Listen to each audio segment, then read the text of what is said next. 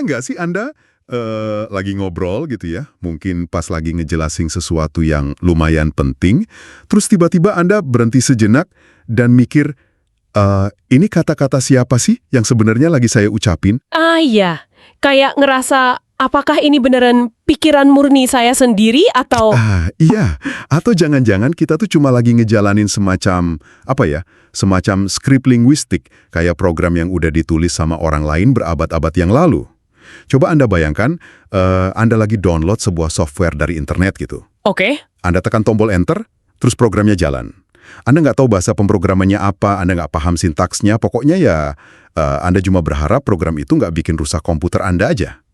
Gimana kalau bahasa yang kita pakai tiap hari, terutama buat hal-hal yang paling sakral, itu kerjanya persis kayak gitu? Itu pertanyaan pembuka yang sangat fundamental sih. Dan rasanya tuh kayak kita tiba-tiba sadar kalau realitas yang kita bangun dan kita jalanin tiap hari ini sebenarnya dikendaliin sama sebuah sistem operasi yang jalan diam-diam di background. Bener banget! Sebuah sistem yang kalau kita telusuri kodenya ya, itu mungkin didikte sama pihak luar yang sama sekali nggak kita sadari. Tepat. Dan itulah wilayah filosofis yang bakal kita eksplorasi hari ini. Selamat datang ke Bali. Hari ini kita bakal ngebedah satu esai yang unik banget karena dia menggabungkan sosiologi, filosofi, dan bahkan teologi. Ini karyanya Ismu Sultan Alamsyah. Ya, esai yang judulnya sebenarnya sangat sederhana, cuma satu kata, yaitu bahasa. Tapi tunggu dulu, penulisnya ngasih subjudul yang merupakan akronim dari kata bahasa itu sendiri kan? Yaitu Bahana Habitat Bangsa. Betul. Dan mari kita urai sedikit ya judul itu, biar lebih jernih buat yang dengerin. Kata bahana di sini itu bisa diartiin sebagai gema atau resonansi suara yang nyaring. Oke, gema. Dan habitat, ya tentu aja tempat tinggal atau lingkungan hidup. Jadi secara harfiah, penulis ini ngusulin kalau bahasa itu bukan sekedar alat komunikasi biasa. Terus apa dong? Bahasa itu adalah gema akustik dari lingkungan tempat sebuah bangsa hidup dan bernapas. Ya, wujud suara dari realitas bangsa tersebut. Gema dari realitas. Wah, saya suka banget metafora itu. Tapi sebelum kita melangkah lebih jauh menyelami gagasan-gagasan di teks ini, ada satu hal yang sangat krusial yang harus kita sepakati dulu di awal. Iya, silakan. Ini penting. Untuk Anda yang sedang mendengarkan, esai yang bakal kita bedah hari ini tuh memuat kritik sosial, kritik politik, dan juga kritik agama yang lumayan, sangat tajam dan blak-blakan. Penulisnya benar-benar nggak nahan diri sama sekali. Nggak ada filter ya? Iya, nggak ada filter. Dan peran kami berdua di sini murni sebagai pemandu netral Anda. Kami nggak sedang memihak, nggak mendukung, dan juga nggak menentang pandangan politik atau teologis manapun yang ada di dalam teks ini. Betul sekali. Misi kita murni cuma buat membedah anatomi gagasan filosofisnya aja. Kita pengen mempertanyakan fondasi kesadaran kita dan melihat gimana kata-kata itu bisa menjelma jadi bentuk penjajahan tanpa kita sadarin. Setuju. Karena teks ini tuh bener-bener nantang kita buat ngebongkar rutinitas verbal kita sehari-hari. Penulisnya ini mulai dengan sebuah premis dasar yang kalau dibaca kerasa kayak rumusan sosiologi.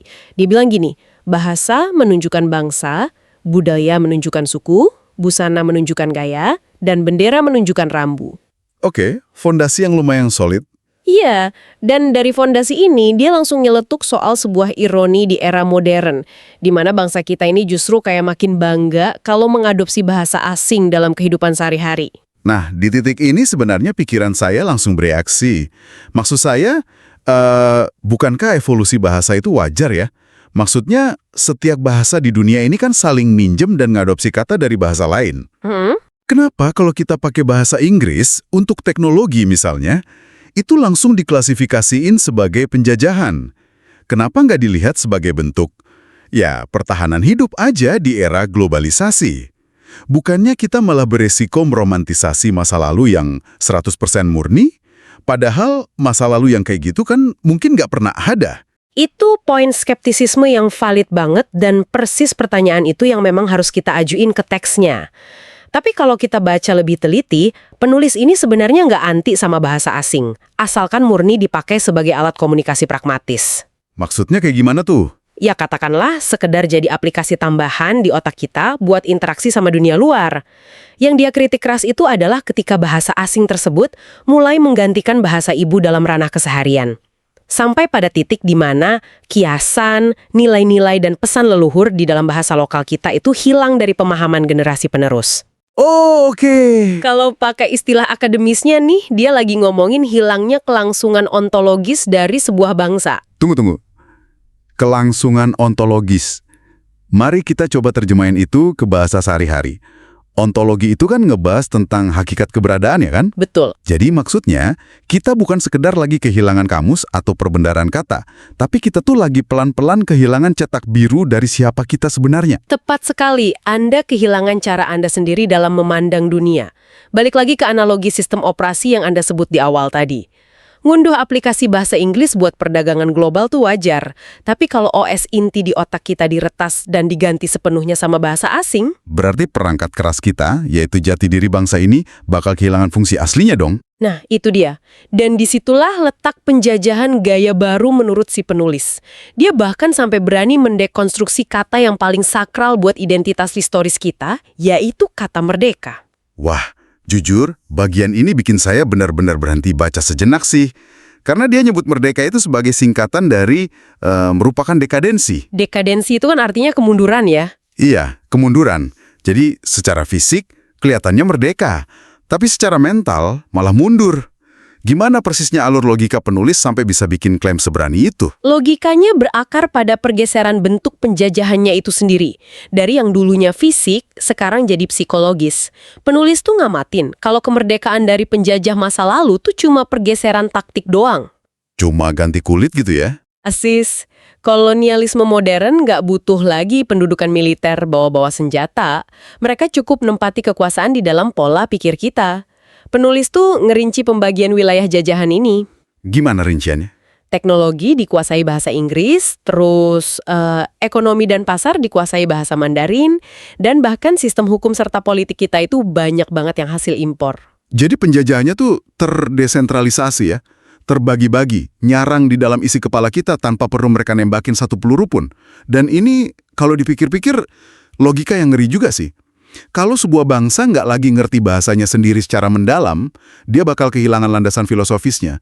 Bahasa akhirnya cuma turun kasta jadi alat transaksi yang dangkal banget. Bener, dan kalau itu terjadi di urusan bisnis atau politik mungkin ya, kita masih bisa lah nyari justifikasi rasionalnya. Tapi kalau kita ikutin terus alur argumen penulis ini, ngeadopsi aplikasi asing ini bakal berubah jadi sebuah tragedi yang sesungguhnya pas dia mulai nyusup ke wilayah yang paling intim. Wilayah apa itu? Wilayah yang secara historis paling sensitif, yaitu wilayah spiritual dan hubungan pribadi antara manusia sama Tuhannya. Wow, oke. Ini transisi yang tajam banget di dalam esainya. Penulis tiba-tiba nyebrang dari kritik sekuler ke wilayah ibadah. Dan dia berargumen kalau dominasi bahasa asing dan dalam konteks ini penulis secara spesifik nunjuk pada bahasa Arab, itu bikin umat seringkali cuma menghafal lafal ibadahnya tanpa peduli arti dan maksud utuhnya. Ya, dia melangkah lebih jauh lagi dengan bilang kalau yang terjadi di masyarakat itu bukan cuma sekedar peminjaman bahasa, tapi udah masuk ke peniruan budaya fisik secara massal. Kakak dari segi penampilan gitu ya? Betul. Busana, jenggot, sorban, jubah. Dia sampai bikin istilah buat fenomenon ini, yaitu Arab minded atau pola pikir Arab.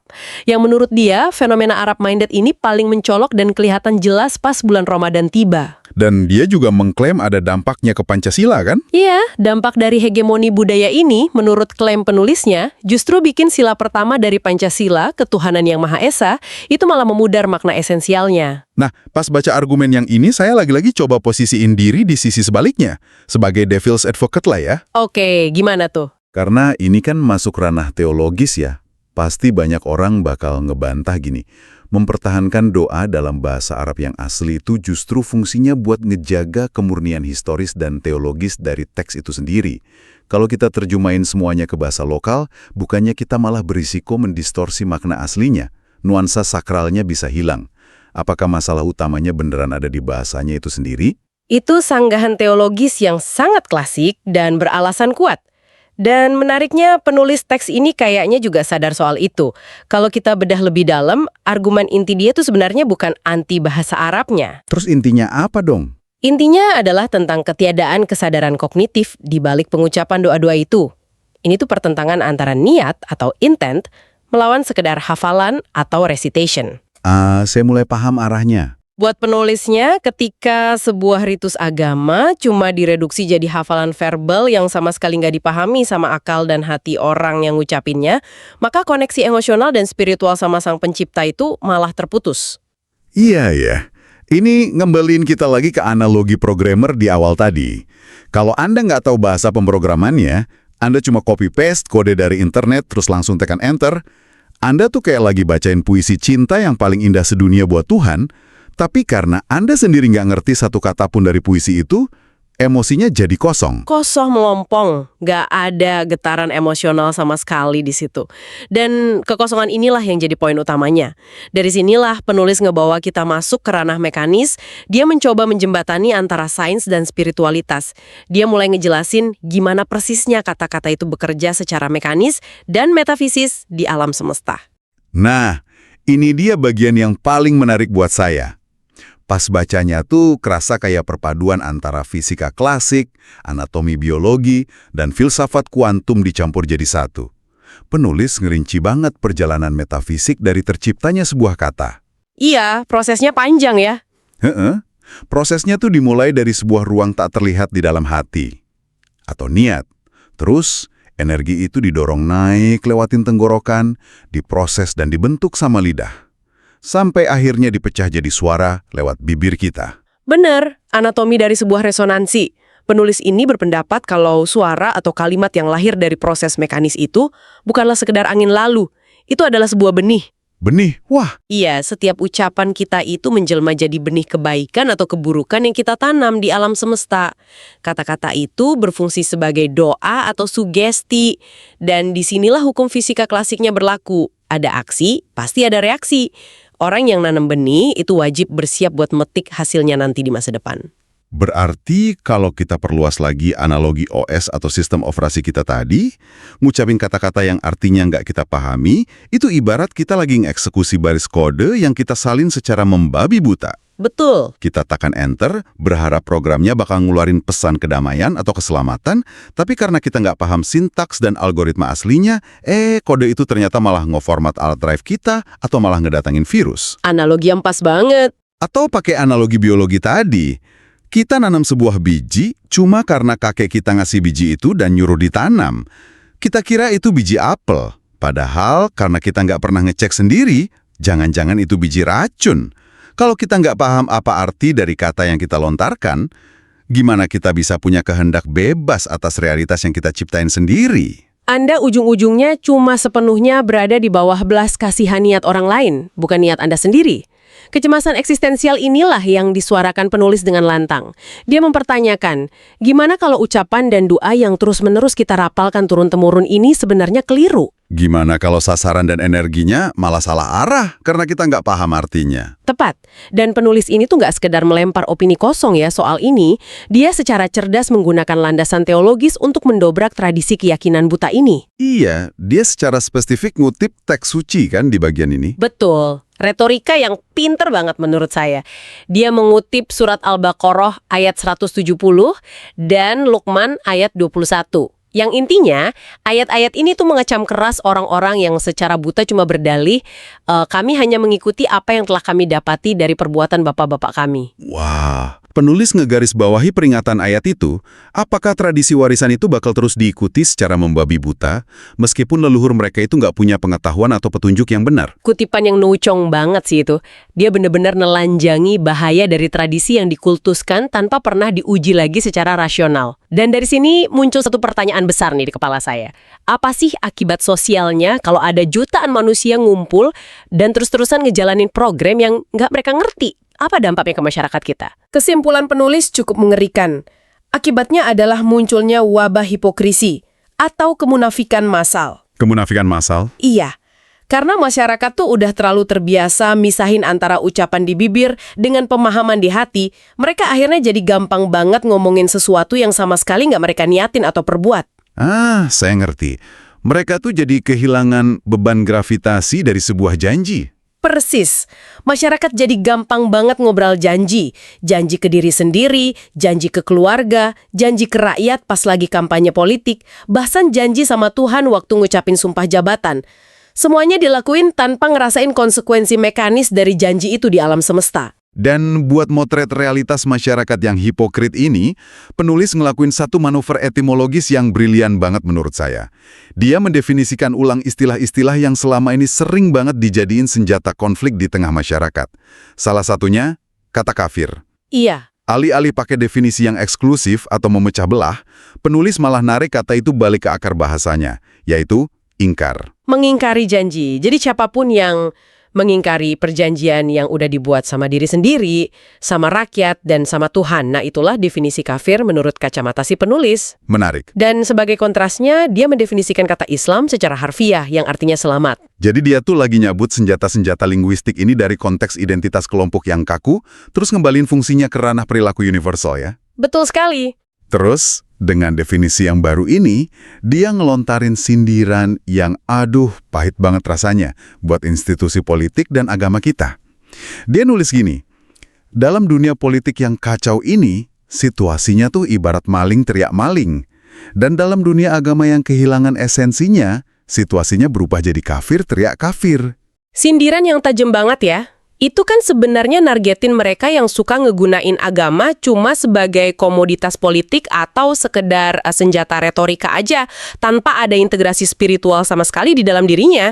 Penulis secara implisit kayak lagi nantangin kita semua. Mari kita lihat, siapa sih yang pada akhirnya benar-benar bakal selamat di antara kerumunan maling dan para pengingkar janji itu? Wow, ini bikin saya merenung lumayan dalam sih, soal konsep kehendak bebas atau free will. Kalau sebuah bangsa tuh isinya individu-individu yang lisannya terputus dari hatinya.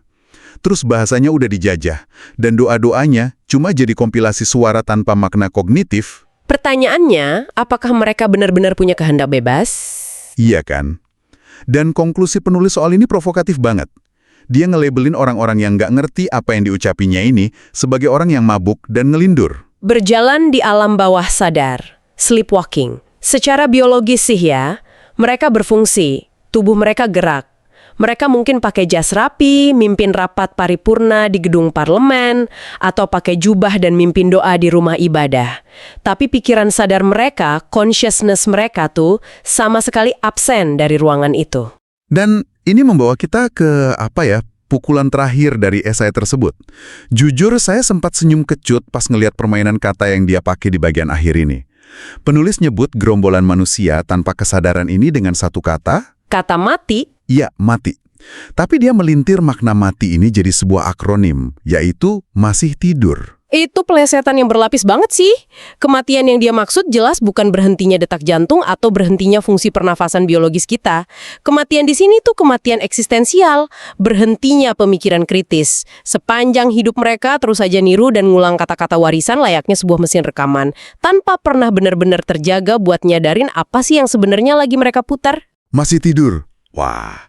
Jadi setelah kita ngebongkar semua lapisan dari teks yang syarat banget sama kritik sosial, politik, agama, sampai metafisika bahasa ini, kalau kita coba nalik satu benang merah konklusif secara objektif, apa sih intisari sesungguhnya dari karya Ismu Sultan Alamsyah ini? Kalau menurut saya pribadi ya, terlepas dari betapa keras atau tajamnya bahasa yang dia pakai buat mengkritik, teks ini tuh pada dasarnya adalah sebuah alarm. Ini panggilan buat bangun, sebuah awakening. Panggilan buat sadar ya? Iya. Penulis undang kita secara filosofis buat ngerekonstruksi lagi anatomi niat kita dari awal. Dia minta kita buat bener-bener mastiin kalau energi yang asalnya dari hati itu udah bener-bener difilter dan dipahami sama kesadaran akal kita. Sebelum akhirnya kita biarin meluncur ngelewatin tenggorokan dan pecah di bibir jadi sebuah kenyataan. Karena kalau kita terus-terusan nolak buat sadar, kalau kita ngerelain bahasa kita, sistem operasi utama kita ini tergantikan tanpa ada upaya pemahaman sedikit pun, kita bakal terus terombang-ambing. Ritual spiritual kita, diskursus politik kita, dan identitas budaya kita, ujung-ujungnya cuma bakal jadi cangkang kosong aja. Betul. Kita tuh nggak lagi dijajah sama meriam atau kapal perang, tapi kita dijajah sama kebiasaan membeo kita sendiri. Pengetahuan atau sekedar hafalan aja tuh nggak akan pernah cukup tanpa adanya kehadiran batin. Esai ini tuh ngingetin lagi kalau kita adalah arsitek dari alam semesta kita sendiri. Dan material pembangunannya itu ya kata-kata kita. Makanya kita benar-benar harus tanggung jawab penuh atas setiap suku kata yang kita produksi. Lumayan mendalam ini barang kami. Saya ngajak Anda buat berhenti sejenak. Tarik napas, dan coba deh refleksikan hari ini aja. Udah berapa banyak kalimat afirmasi, janji ke teman kerja, omelan, atau doa yang keluar dari mulut Anda dari sejak bangun tidur tadi, yang terjadi murni cuma karena memori otot atau rutinitas doang. Ya, mindfulness atau kesadaran penuh terhadap bahasa itu mungkin adalah satu-satunya pertahanan terakhir yang kita punya sekarang. Biar kita nggak jadi bangsa yang terus berjalan dalam tidur. Punya sama bobot energi dari kata-kata itu. Dan pada akhirnya, kalau memang benar setiap kata yang keluar dari bibir kita adalah benih yang diam-diam lagi ngebangun arsitektur realitas tempat kita berlindung, dan kalau selama ini ternyata Anda pakai cetak biru berupa bahasa, keyakinan, atau doa yang maknanya bahkan belum Anda pahami sepenuhnya, maka di rumah siapakah sebenarnya Anda sedang tinggal saat ini?